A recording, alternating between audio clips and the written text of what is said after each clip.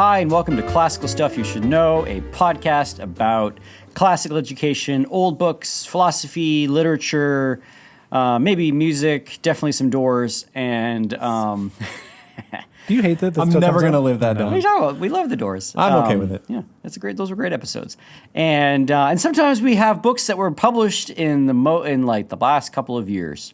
So we're not consistent at all. Correct. Well, Thomas on his last episode did say that he gave the little intro and then he said, or whatever we feel like talking about. And I feel like that is a great clause for us to have in our intros because it's true.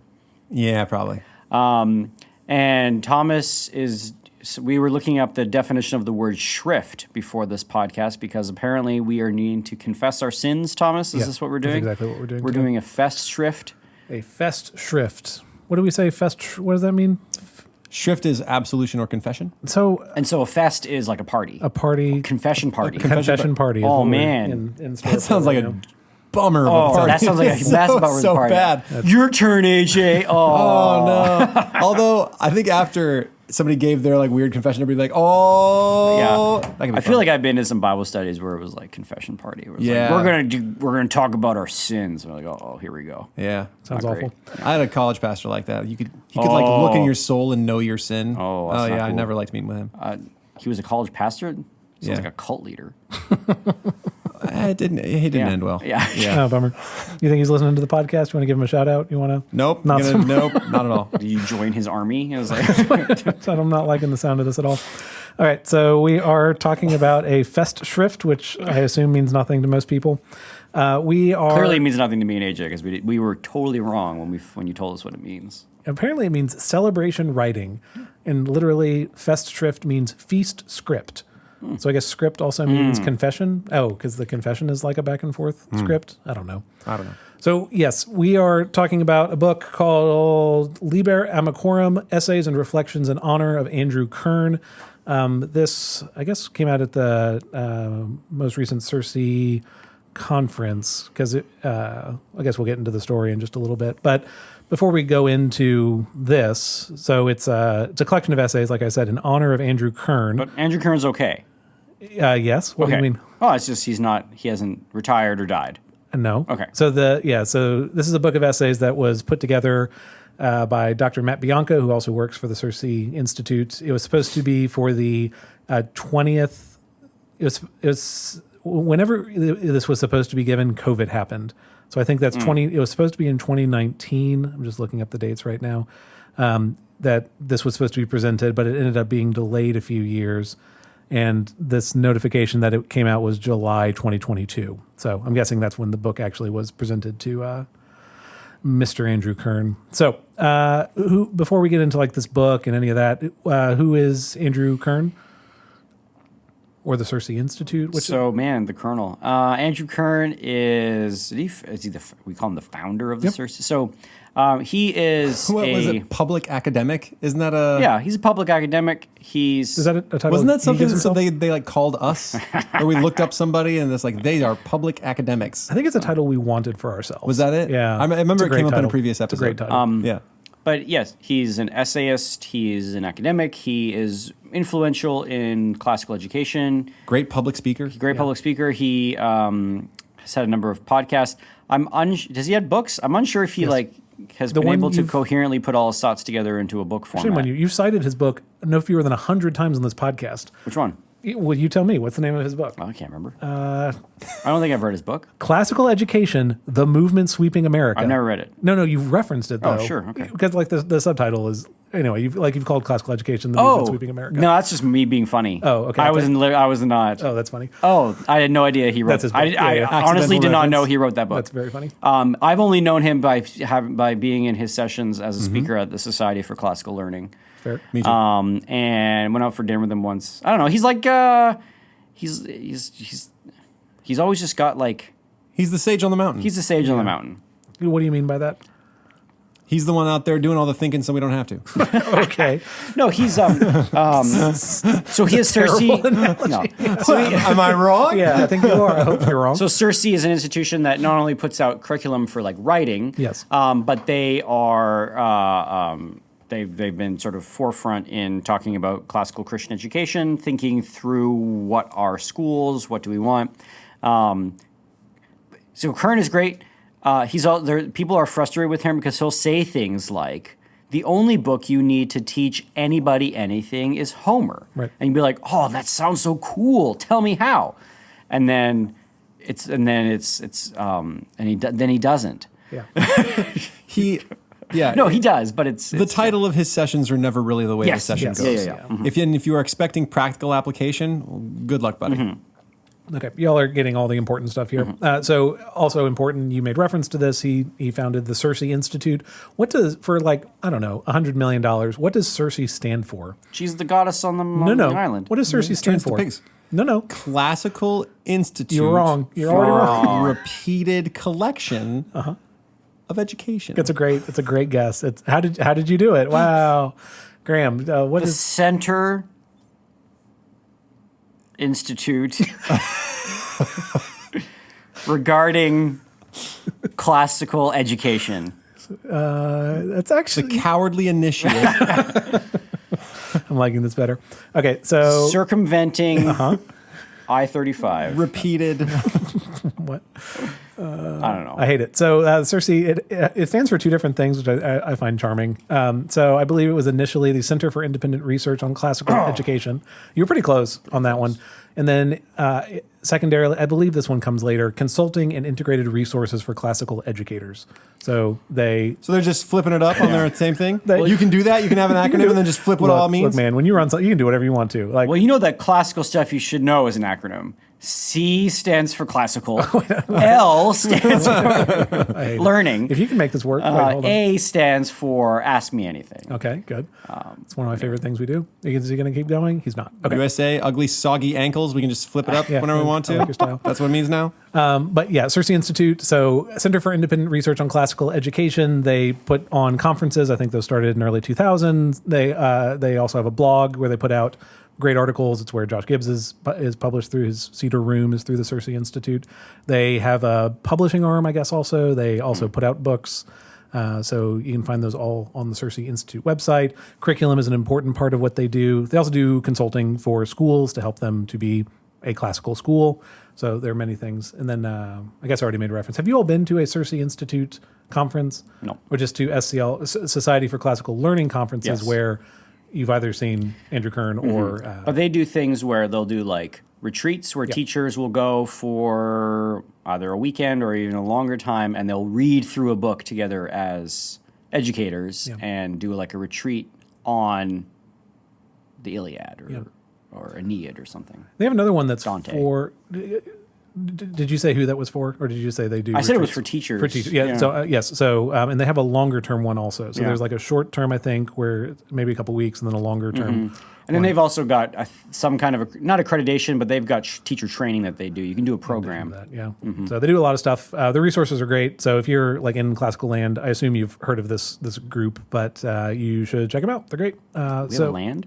Yeah, they have land. Classical land. in like North Carolina somewhere, right? Isn't that where they are? You just stand in line to read a book. Yeah. Classical land? Classical land? Man, Yeah, that sounds not great. You would not go to classical land? That sounds No, incredible. I want roller coasters. There's confession parties there. I'm on board. Confession parties are not great. So, yeah, speaking of confession party, so Andrew Kern founds this group, this Circe thing, 20-ish years ago. I believe initially as Circe Ministries, and then as we've already found with the changing acronym, maybe some kind of things have been added on. Again, when first started, they didn't actually put on a conference. That was something that came on later. I believe Circe Ministries initially was for Andrew to write his book, so Classical Education Movement Sweeping America, which came out in 2001, I want to say, I think. So what's that? Quite some time ago as well. About 20 years ago as well. Man, time's flying, boys. Does 2001 feel that long ago? Yeah. Okay. No, it doesn't feel that long ago. But I was a senior in high school. But we had grade 13, which was a bummer. Yeah. Let's I graduated in 03. From high College or school? high school? High school. Yeah. But that's 20 years ago. I know, man. How's that feel? It's insane. When people are like back in the the double Aughts. O's 20 years ago, man, I feel so ancient. We still don't know what to call it. The aughts? The No, aughts. thanks. Yeah, why not? Oh, the zips. the No, I hate aughts. that. It's the aughts. Why not? The nulls. Null years. That was old 2, Hate that 03, too. 04. So speaking of 02, 03, 04, I don't know. You're like so 7. Don't even. when I graduated from high school? No, you were 7 years old in 03.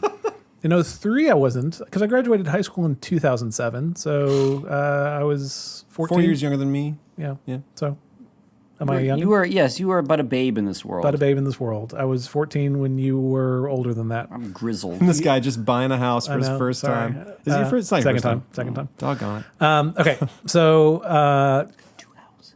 I guess I'm rich. Okay, so whatever. So let's so Andrew Kern is a great guy. He so in honor of coming up on 20 years of having been involved in this work, that's what this book of essays was put together in his honor. So I already this name was joked about before, but Festschrift is one name for it. But the name of this book, Liber Amicorum, is another name for this like genre of a book of essays in honor of someone. I don't know. Do you want to talk about your father has received one of these as well? When my dad retired, he got a Festschrift. Yeah. My dad was a professor at the University of Toronto, Wycliffe College, New Testament professor. And so as a retirement, a bunch of, I can't remember if it was his colleagues at the Wycliffe that did it, or if it was other New Testament scholars around the world. I think it was the latter, the other New Testament scholars who were in this same field who put essays together in his honor, which is kind of nice for retiring. I apologize for putting you on the spot. That's all right. Did you read this book of essays? I don't even think I got a copy of it. Again, my dad retired around COVID time, Yes. and so everything was kind of crazy. So I don't think I've received a copy. He finished his last, or what he called his last, I don't know if it's going to be his last, but he finished his big, one of his last big scholarly works, and I got that as a gift during COVID. Yeah. That I have not read. Okay. Sorry, Dad. Because the thing I'm trying to figure out, again, this is not a genre with which I'm particularly familiar, but in reading through this book, there are some of these essays that are essays on classical education. So it's just, and having been to Society for Classical Learning conferences before, it's, lessons that they've taught before. It's something about classical education that they made an essay out of, but included in this book, but it's not really about Andrew Kern. It's not really it's just material on classical education that they're providing for this book. While some of them are very much about how, can I call him Andrew? That feels wrong. Mr. Kern, I can't. Andy. I got Andy, the Colonel. That some of them are very much about how Andrew Kern impacted someone, or how a quote really kind of set a direction for their life. We'll read through a few here, but I think most of the ones that were compelling to me here are ones about Andrew himself. And so I'll give you a couple of those, and I'd like to just hear your responses in light of you all having interacted with him before, been to hear him talk before. So I guess I'll go into that. So this book of essays is split into a group of different sections. I'm sure I could tell you what they are: on language, on pedagogy, on virtue, on cosmology, and on friendship. We're actually starting in the on friendship section toward the end. So maybe this will end up being a Graham question for what he thinks about this. As always, I'll just be reading sections, and we'll go into comments after that. I was walking down the sidewalk. This is Tim McIntosh wrote this essay, Hamlet and the Collapse of the Cosmos. Do you all know Tim McIntosh? I think he's a playwright. He started Apple. Yeah, he's big into Apple. He's the CEO now, isn't he? Isn't that Tim McIntosh? Tim McIntosh. Playwright. Lucky name. It's a good name.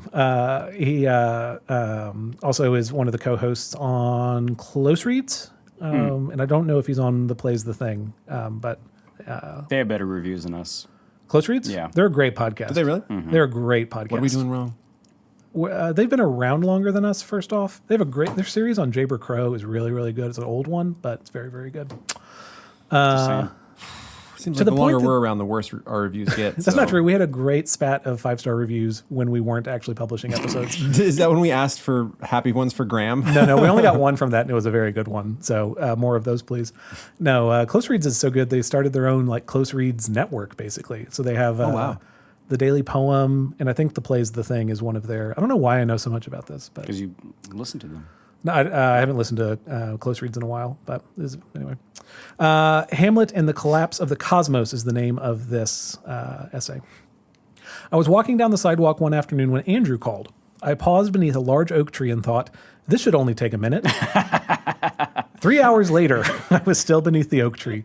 The sun was dropping on the horizon, and Andrew's passion was rising. He was telling a grand story about the collapse of an ordered picture of the cosmos. In Andrew's story, Pythagoras, deeply underrated, had bequeathed an organized cosmos to the medievals, who had synthesized his view with a deep understanding of the logos. This harmonious universe thrived until Galileo, the first modern man, shattered it into 1,000 tiny pieces. Now we all feel like Hamlet, worried and anxious, the cosmos nothing but a foul and pestilent congregation of vapors. Mm-hmm. The call was classic Andrew, equal parts dreamy, mournful, brilliant, and slightly bonkers. Really? Hamlet is about the collapse of the cosmos? As we talked, I paced. I was in Oregon, Andrew was in North Carolina. Story goes from there. That was my episode the other day. I read this and I was like, we did this. Literally, we did this one. Where are our reviews? We got great reviews. Where's my best Write an essay for Graham. So I guess you read Hamlet the same way as... I think he's dead on. Okay. Oh, yeah. Hamlet, the collapse of the cosmos. I mean, Sure. I probably even heard Andrew make reference to this at an SCL. He probably said it off the top of his head, and that planted a seed in my mind because I had been teaching Hamlet for 10 years. It's like, he is correct. That is a thing. Hamlet is the modern man? No, that Hamlet has this. The anxiety of Hamlet is because the universe no longer is ordered or makes sense. You've got this like shift. Yeah, I think he's into it. Not that he has to figure out if his uncle's a murderer. And then Well, there's that, but that's that's not an issue in his anxiety. But Hey, AJ, do you disagree with Graham's reading of Hamlet? no, AJ, you're exactly you are correct. But when Hamlet is thinking about whether or not I should do this, he also has like these. He doesn't even know if the universe he's in is one that makes sense, where honoring your father is worth doing. Oh, yeah. He doesn't have any ground for action at all. And then by the end, he is so unable to act. He says acting doesn't matter. Being ready is the thing. Yeah. Mm-hmm. Right? Which is pretty weak. Yeah, anyway. Yeah. So, AJ, do you think Graham is reaching in this reading of Hamlet? Do you agree with this like cosmology argument of that Hamlet has lost a cosmos? Yeah. And that's what it's not about. central, but I mean it's there. Well, what cosmos has he lost? What has caused this fracture? When he's talking about a man as a quintessence of dust, when he's I'm trying to think. That still seems to jive with a Christian framework. No, you're right. Let's see, what would be the example? It's the ordered universe stuff you were talking about before, that there's no meaning to. Yeah. Anyway, well, I don't want to. Oh, we don't have to keep going down. The part that I found, the part I'm looking for, AJ, is if you often have made reference that Graham is perhaps overreading into stories, that there are themes that he'll pull out that you don't think are present in the story. You're trying to bait us, maybe? Yeah, I'm always trying to bait you too. Yeah, 100%. The collapse of Hamlet's world is, I would just need maybe a little more evidence, but he certainly acts as though his world is collapsing, and he doesn't have good ground for action. It does seem to be a framework. He's not willing to kill his uncle in the church because that'll send him straight to heaven. Mm-hmm. He does think of man as a quintessence of dust. He does break up with his girlfriend. The ghost tells him about purgatory, which is not what the classical version of purgatory sounds like. So he's telling them this like... It's a little bit different, but it's still there, right? But it's very different. He's like, I get to wander around at night, but then I have to go back and I'm getting tortured before I can go to heaven. And Hamlet doesn't like question that as suspicious. Yeah, so there are some changes there, but Hamlet certainly does act as though his world is falling down around him. Yeah. The only thing I'm trying to draw out is that in the course of this conversation, essentially Andrew and Tim are on, if not opposite sides. Tim has many questions as to what Andrew is seeing in the story that leads to that interpretation. It reminded me of the dynamic you two have had in talking about Hamlet. That was the only thing that I found interesting in that. What'd you say? I'm the crazy guy. I don't think Andrew is crazy. Like Sylvia. The end of this... the end of this essay goes, for years, Andrew and I have argued across this divide. The dispute has sometimes grown heated. I've grown frustrated with Andrew, and I'm sure he has grown frustrated with me. But the heat between us has never come to a boil. I think it never will. Andrew is too magnanimous for that. Does that jive with your interactions or having seen? We never boiled. No, I don't mean that. I mean... Oh, that's because I'm always watching him. Yeah. Watch pot never boils. You're so tepid. I'm sorry. But I think one of, again, Andrew Kern's strengths is, if anyone, I'll just keep talking while they're giggling to themselves, that if you were to like listen to the Ask Andrew podcast or listen to, I think Perpetual Feast is the one on Homer on Iliad and the Odyssey, that his mind is always like looking for connections between all of these works that he has consumed and thought deeply about over, again, his 20 plus years of working in classical education, land, space, whatever we're calling it. So I think, again, for having seen him talk, I'm wondering if that's what you all have seen as well. Of this, you're just seeing this broad knowledge of history of literature being brought together, somehow synthesized, even if it's difficult to follow at times. I mean, that's kind of the joke you were making before. Well, he's been thinking up on the mountain, so we don't have to. And when he comes down, that thought is evident. Yeah. His face is all shiny. Does he come down with stone tablets too? How far does this go? I had to give up my golden cap every time. It's unfortunate. That cost a lot of money to make. I was going to say, all those golden caps. Okay, so I'll give you another one. This is from David Hicks. Who is David Hicks? Wow. David Hicks wrote an essay for him? That's so nice. Yeah. David Hicks wrote the book Norms and Nobility. We've talked about David Hicks. Did we do an episode on his essay, Can Classical Education Actually Happen? Yep. Or did we scratch that episode? No, that episode came out. Oh, okay. I've told the story before. You were going to lead an episode on that, and then one of us fell asleep, and so we didn't do that one. Instead, I eventually led that episode, and somehow everyone stayed awake. Just because clearly yours was much more engaging. Yeah, that's obviously the takeaway from that. Did I fall asleep? I didn't say that. Okay, so Did I actually fall asleep? Yeah, do you not remember this? This is so funny because we've talked about it before too. We've talked about it so many times. This is so You funny. had just eaten. I mean, and I think you hadn't slept the night before. It's the day you showed up in pajamas. Do you remember that? And you just like, I'm so sorry. it was very funny. I worry about you sometimes. Okay, so this is from the On Virtue section. Tenacious Andrew. I'll just read a few sections on this. I'll jump around the essay actually a little bit. I first met Andrew Kern on the vanishing edge of what remains of the American wilderness. He and his family were traveling in the wrong direction, west to east, and how he found me I either failed to ask or have since forgotten. While working on his college thesis, something having to do with classical education, he discovered in his college's library a book I once wrote on the subject. It is a rare college, I'm sure, that would have this book in its library, and even rarer that someone would stumble upon it. And Andrew resolved to track down the author and have words with him. At least that's how I remember the story. on his family vacation? Yeah, wasn't that incredible? That like sounds exactly spot on. Though, Oh, yeah. Right? Yeah. Can you imagine him dragging? All right, kids. I was gonna call the kids. He has five. We're going to go see David 6 Hicks kids. in the mountains. Yeah. Oh, Dad. I don't want to. I bet they were happy to go. I bet they were good sports. Now, this alone should tell us almost all we need to know about Andrew. Tenacity is his middle name. Without it, his intellectual curiosity, his belief in the merits of classical education, his loyalty to friends and love of family, his hunger for God and desire for true worship, none of these traits, as lovely and worthy as they may be, would have made of a mere trait a whole life. The rest goes on to talk about this tenacity, and it is, I'll read this wrap-up paragraph because this is more the thing I wanted to come back to. Graham, you kind of made reference to the point we'll talk about in a second. So what has this detour into abstraction to do with Andrew Kern? Good question.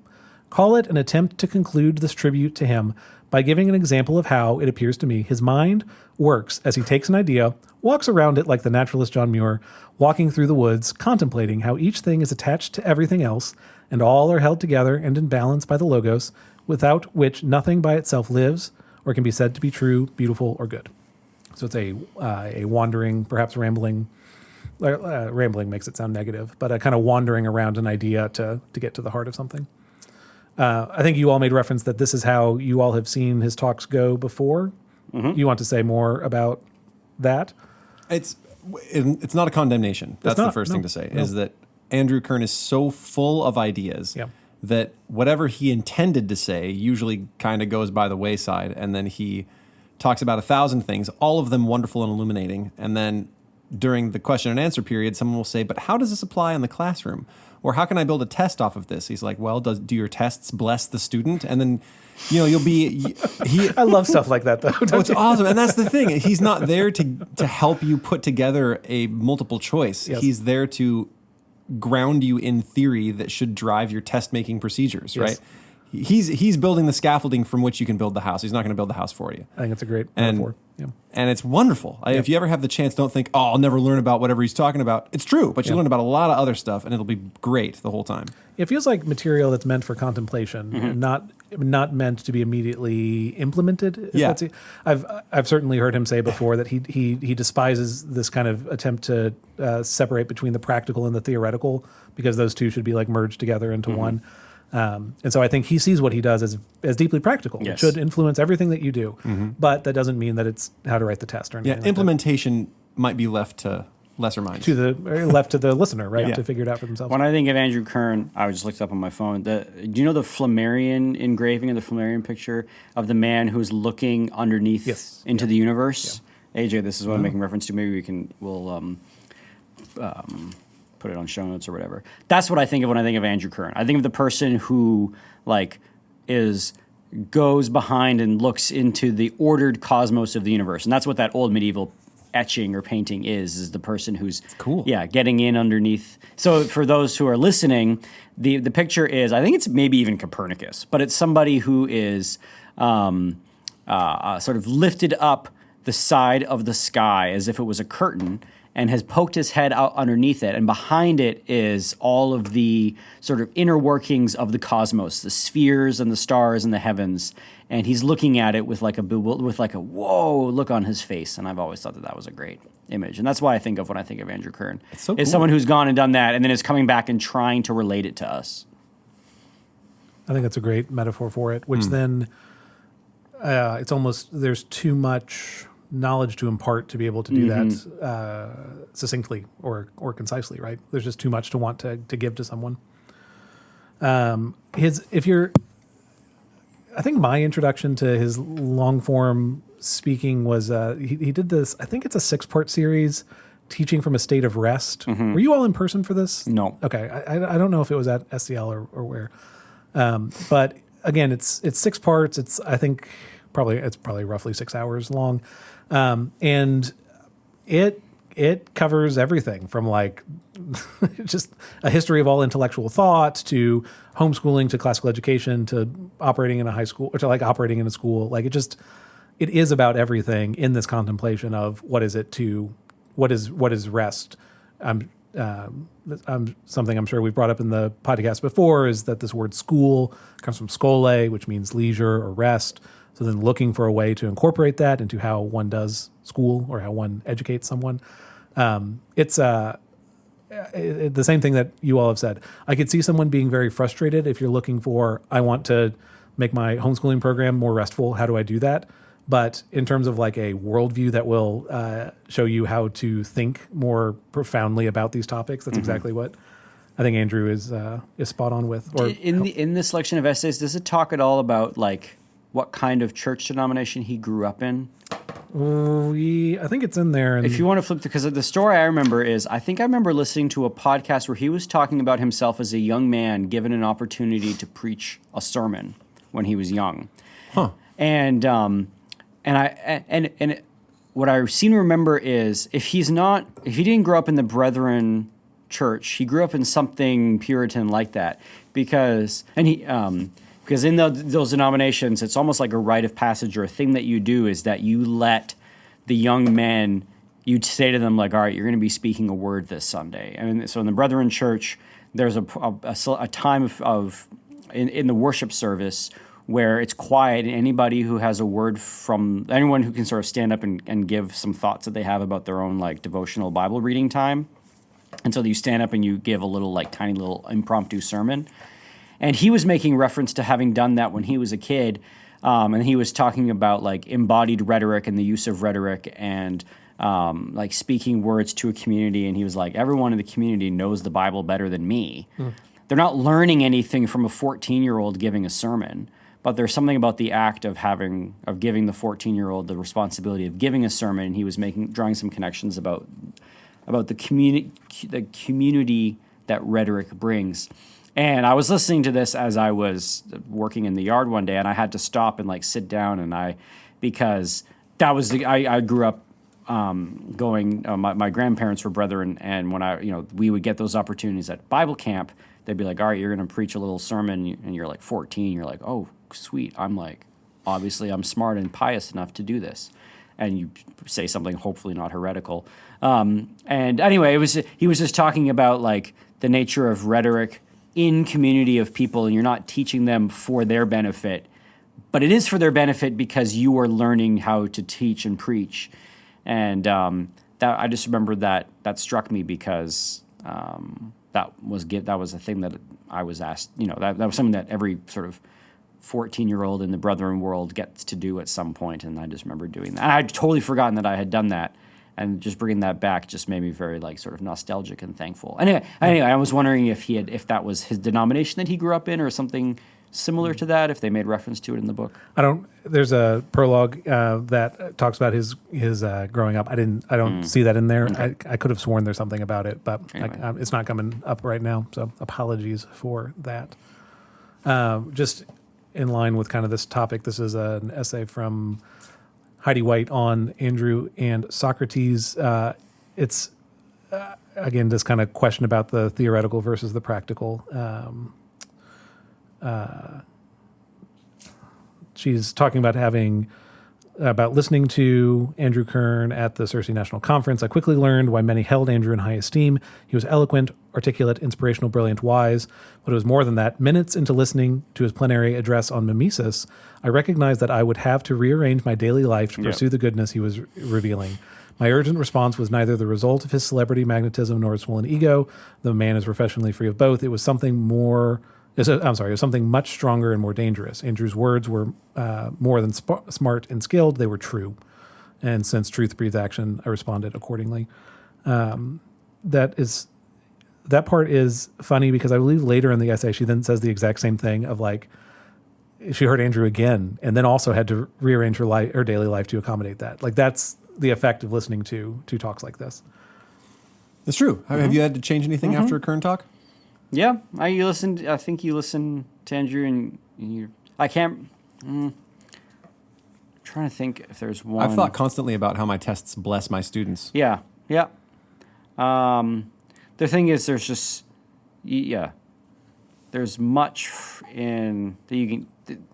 He's had such an influence that I'm like, did I hear that from Andrew, or did I hear that from other people who've heard that from Andrew? Yeah. Teaching, blessing your students.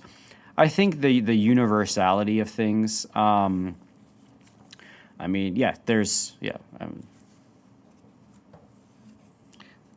He makes you want to just read. Yes. So it makes me want to be smarter. Yeah. He makes you just want to read and like absorb everything. And he's made me, the thing that probably the biggest influence was making me realize that Shakespeare fitted into this classical world more than sort of the Shakespeare that I was taught, which was like, Shakespeare was like a postmodern man embarrassed to be born in Elizabethan England. That's sort of how Shakespeare is presented. Like his tastes are our tastes. Anyway. The part I'm trying to look for is in line with what you're talking about of like the ideas are seep so deeply into the way that you think about classical education is I'm sure I won't find the exact quote for it right now, but the last essay is by Renee Mathis, a grateful apprentice, about Renee's involvement with Circe, coming through the apprenticeship program to then be involved in working with Circe. Mm-hmm.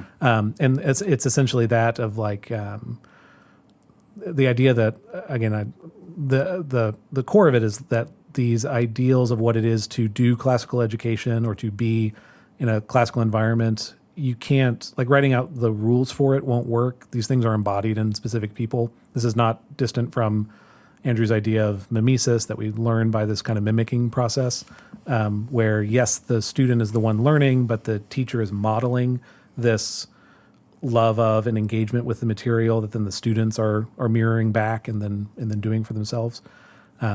Just this idea. All I'm trying to get to is that these things have to be embodied in people, and this is something that Andrew's been able to do for 20 years, and I think that's part of what is important about his contribution, not just the writing he does or the speaking he does, but just being the kind of person that you then want to be in the classroom, right? To mimic that.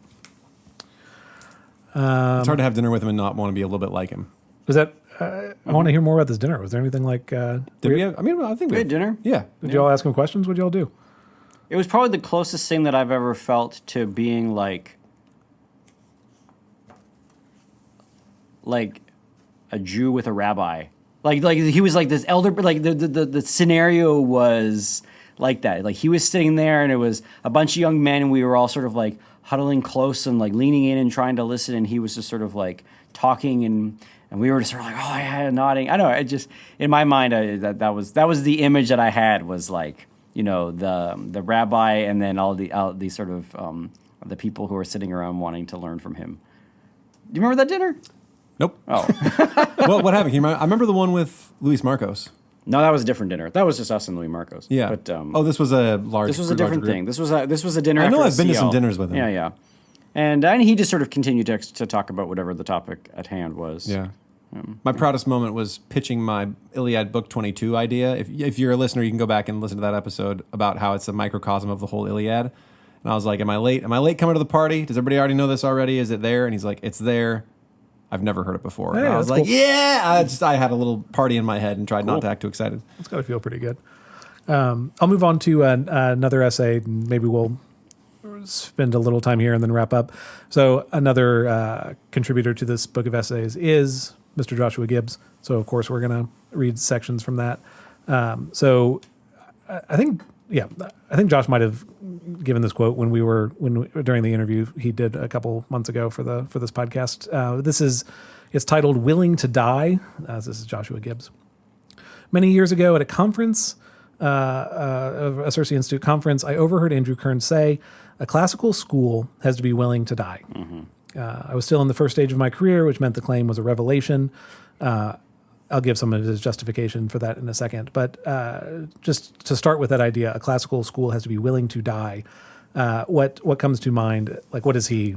Yeah, what do you think he's talking about there? Well, I know what he's. I mean, Go for it. I don't know if I was at the same talk. I've heard him say it that a school has to have principles that it's going to hold to, and even if no one is willing to, if like no one's going to come to the school and like follow by those principles, or you're not going to be able to pay the bills. You need to be willing to die and be okay with that, as opposed to then become like your what's the word I'm looking for? Your run of the mill milquetoast sort of regular school that's just is churning out grades and graduates and putting in more sports programs and charging higher tuition and going for it. Yeah, can't serve both God and money. Yeah, right. If your school is there to make money and stay alive, then you bog are going variety. to go. What bog variety? That was the term I was trying to remember. What's bog variety? Bog variety is like your standard. You're kind of just like find it in a bog. No, yeah, it's just sort of like I don't know. What's bog variety? You don't use this in America? No, I assume you make up all these phrases. I don't make these phrases up. You used another one during our AMA, something about mittens. What was that one? Oh, nifty mittens. That's definitely Canadian. I've never heard that one. Oh, that's just you have sweet hands. For hockey. Common or garden? Yeah. Garden variety? Garden variety, bog variety, that kind of thing. That's funny. Yeah. Sorry. No, you're good. I'll just keep going with it, and then we'll get some more thoughts. Inexperienced teachers often have a disproportionate fear of losing their jobs. They go into meetings with angry parents thinking, what do I have to say to pacify these people? And they accordingly backpedal and apologize for whatever offensive thing they have said or done, no matter how necessary or just it was. Many young classical schools suffer from the same temptations which plague young teachers, and so they are not sufficiently austere and authoritative in their communications and iconography. They smile too much, as Darcy complains of Jane Bennett, and err in presenting themselves as families and communities and businesses, but not institutions. Josh Gibbs spends a lot of time talking about meetings with angry parents. Yes. Which leads me to think that he's had many meetings with angry parents. And I have not had very many. And I often wonder, I have had maybe in my life, in 10 years, I think I've had 3 parent meetings where a parent was upset about something that I had done or said. And were they grade related? One was not.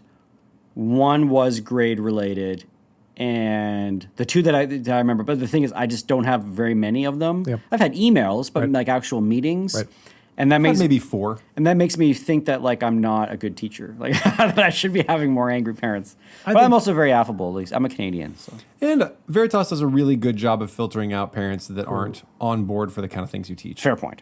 Right. So we're sort of they do the filtering beforehand, so you don't have to defend yourself. Yeah. I think you have a good administration that's also fielding a lot of that. Yes, I before think you're long exactly before right. it gets For to you. sure. For sure. I think that's the other side of it. That could be. I will say most of his articles about those meetings are hypothetical meetings, right? Like his Circe Institute blog posts are usually like hypothetical. I know, discussions. but they come up so frequently that it leads me to think They come from they experience. come from experience. That's perhaps fair. Where AJ, the ones you've had, where they again, I assume it's like the kid gets a grade they don't like. Only 2 were about 1.5 was about grades. Yeah, Out of the 4. The other was like a decision on a trip. yeah. The other one was about a thesis topic. Yeah. Not usually about grades. But I'm just do you identify with this worry about the student about being liked essentially? I mean, that's what he's getting at here. Or do you identify as a new teacher of this desire to not make waves, to not stand for something, to kind of, if there's a disagreement, defer, let the other person have their side? Do you identify with that at all, or see it in teachers? Yeah, I think because education promises such a big thing, we are forming a child into an adult, and the payoff, to know if you've done it correctly or if you've done it well, is something that you're not going to see for a while. Right. That for someone who is new, and especially for classical schools, which are themselves also kind of new, Right. are rediscovery. There's a little bit of an anxiety in new teachers and in classical schools in general that like we hope that this works. Right. And so when it starts to be difficult in the moment, you need to have a tremendous amount of faith that we need to continue walking down this path, and there is no deviation that we can do. Any deviation away back to some kind of like transactive, like you're trading up your grades for money or for like a claim in this world. Like we're not going back to that kind of thing, because that's not going to be good for the formation of your child, even though that's everything else in the world. I think there's a lot of like anxiety that when the going gets tough, it's like, oh man, maybe we should just like do what everybody else is doing and Go easier, and then we can maybe charge a little bit more. And like we're going to attract more parents, because they're going to be like, well, I don't want to go to some wacky school that's doing this like crazy thing. I just want my kids to go to A&M. Right. But hopefully you filter those people out. Well, that's what you hope. But I think what he means when he's talking about schools need to be willing to die. Yes. Which is you need to be willing to to hold on to to stay the course, even if everyone else is going to bail on you. Yeah. My experience as a new teacher had nothing to do with things I had done justly and parents were complaining about. It was largely I had no idea what I was doing and everything was a hot train wreck. And so if parents were mad, they probably were had right. good reason to be. Yeah. And so I have done a just thing and parents are mad that hasn't happened to me very often. Usually when a parent has a complaint, it's because I screwed up. I didn't put enough information out for homework, or like I've had 2 where I was in the right and the parent was in the wrong. Yep. The other 2, the parents were right. I had been a doofus and they were right to call me on it. So I don't know. I don't have that. I was overly wheedling and capitulative. I was a mess. Yep. I think that's probably true for all brand new teachers, is you're just trying to figure out your world. It's not about like defending your just actions. You're like, okay, I don't even know how to write a test. Yeah. Is that fair, Graham? Mm-hmm.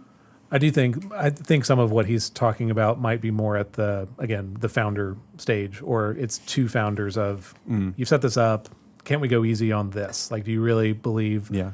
Is Latin really that important? Like, or like pick your thing. Sure. He says a little more. I'll just keep reading. It may be embarrassing for a young school to adopt the iconography of an institution, but it is a model that outlasts that of the family. Our families are our families because we must love them. We do not choose them, and it is the fact that fathers and mothers are not chosen that means we are stuck with them. Also, families do not die.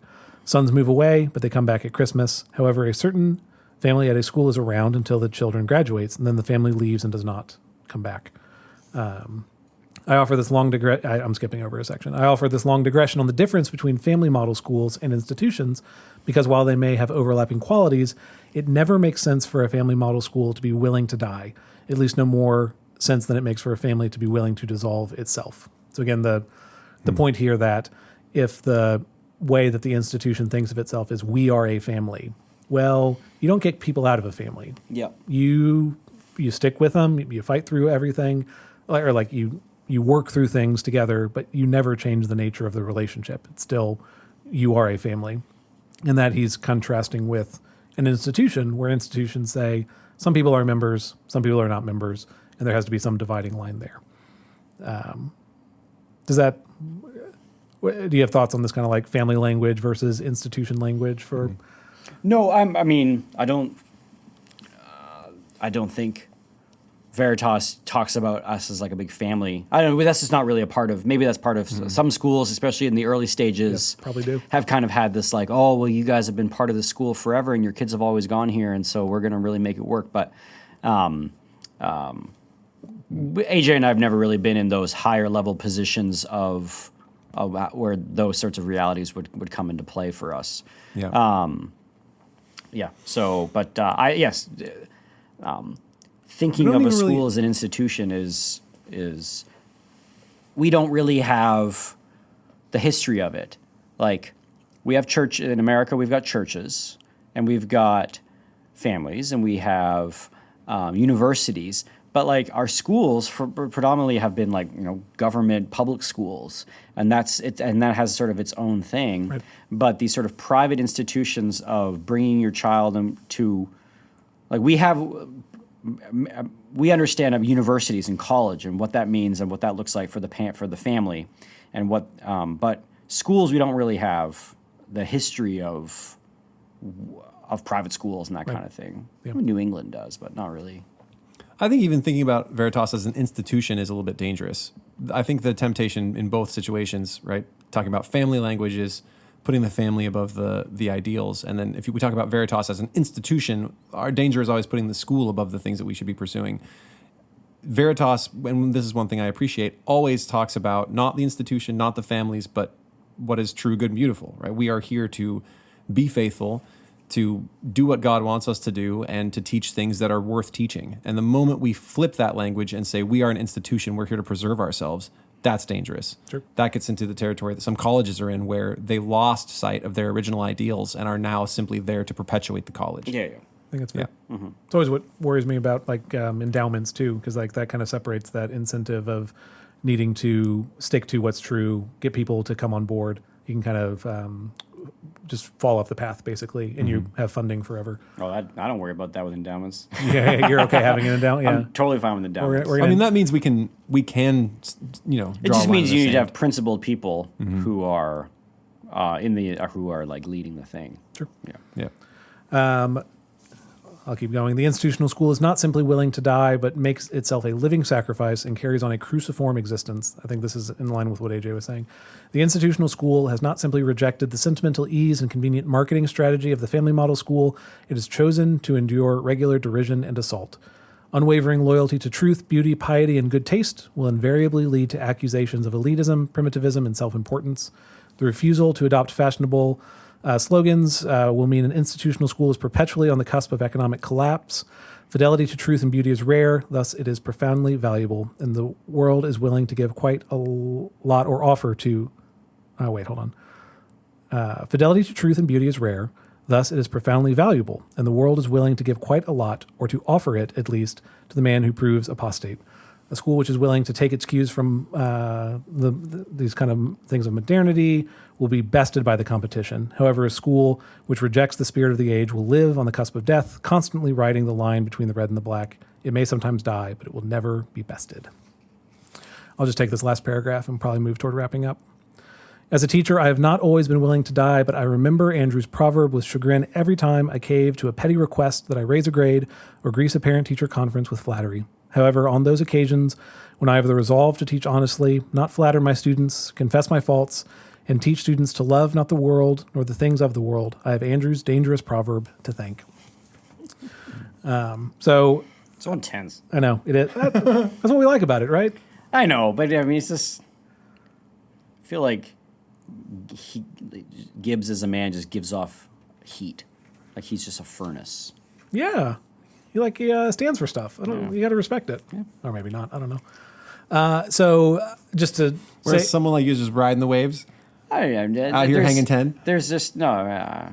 that's closer to you, right? Like, I don't think I feel like I don't give off heat. yeah, that's what I mean. You're going with the waves. Anyway, I think of you more like soil. You're a place where things can grow. big thing of dirt. No, I thought it was a flattering It was a comparison. just accept the compliment. No, it's very nice. No, it's just. I mean, swear. it's just. Yeah, we all say this in love. We love Gibbs. We've talked about Josh Gibbs a lot, and we consume his books and read it, and we've been to his conference and like it.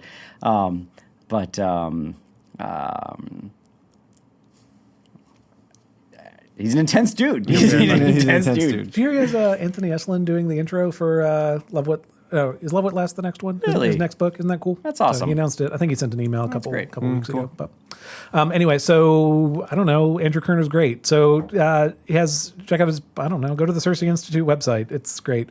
In this book, Liber Amicorum, again, you get this kind of benefit of, you get up to speed on an important person in classical education land. You also, for those who are, if you are newer to classical education, there's quite a bit of material in here that is just helpful for what is classical education, which again is probably the topic you'll hear Andrew talking about the most if you were to look him up. I mean, he's online. got the Ask Andrew podcast. He does. Which Hasn't been you should updated. listen to, but don't think that the title of the podcast is going to be what the podcast is about. You mean AA?